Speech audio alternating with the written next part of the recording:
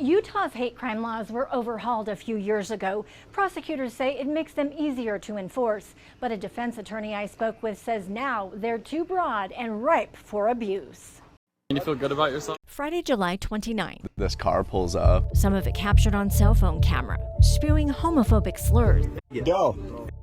Directed at Jacob Metcalf and Christian Peacock. One of them takes his shirt off and is flexing, and he's like, "Do I turn you on? Are you attracted to me?" I was really scared. Then Sandy police say it turned violent. Then the kid just punched Christian in the face. Jacob started filming. Get the f out of here. Enter the license plate blocker. Whoa, don't touch me. I didn't do jack. Shoot.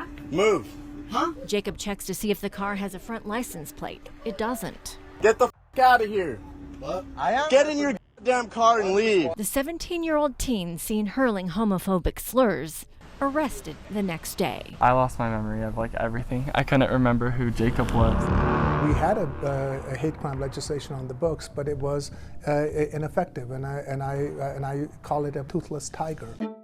New hate crimes legislation passed in 2019 and 2020. The case in Sandy, Criminal defense attorney Mark Moffitt. those can be sensational facts, but other times they may not be. There are two laws on the books. The main law, Victim Selection Bill, enhances penalties for certain misdemeanor level offenses. The prosecution has to show that these primary offenses were committed with the intent to intimidate or terrorize. The second statute is known as victim targeting. There are 18 categories of personal attributes they possess.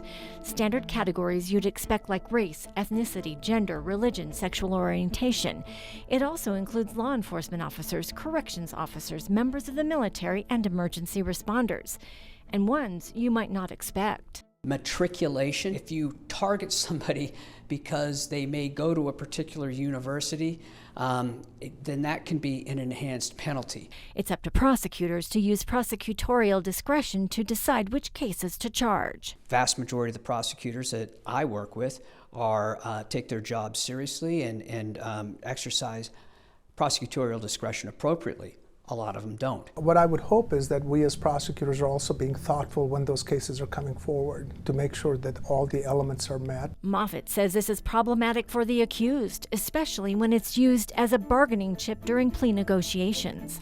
When you have a statute that's broad, as these two are, it lends itself to that type of abuse. What is your response? I understand the objections that they're raising because this statute is certainly more comprehensive, more inclusive than other statutes around the country are. And I suspect some aspects of it may get tested. As for Jacob Metcalf and Christian Peacock, Gil can't talk about this specific case, but did say this. Well, sometimes kids are just being kids, but other times kids harm other kids. When there's real terror that is passed as a result of our conduct, then there needs to be appropriate accountability.